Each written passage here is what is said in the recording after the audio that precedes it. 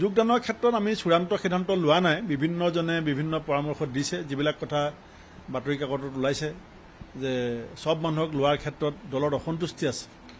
কাৰণ দলক প্ৰয়োজনীয় সময়ত পিছফালৰ পৰা যিসকলে আঘাত দিলে, দলৰ নেতাকৰ্মীয়ে যিসকলক লৈ অন্তৰত আঘাত পালে, সেইসকলক ঘূৰি অহাৰ ক্ষেত্ৰত দলত মতানৈক্য আছে।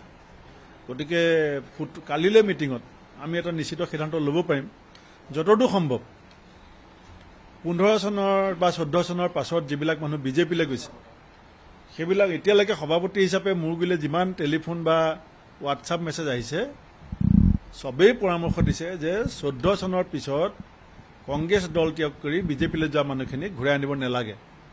তাৰপিছত কালিলৈ 17 তাৰিখৰ মিটিঙত কি সিদ্ধান্ত হ'ব, সেইটো কালিলৈ মিটিঙে সিদ্ধান্ত ল'ব। কিন্তু পৰামৰ্শটো তেনেকুৱা আছে যে বেলেগ দলৰ পৰা অহা, বেলেগ দললৈ যোৱা মানুহৰ ক্ষেত্ৰত কোনো একো মতামত দিয়া নাই।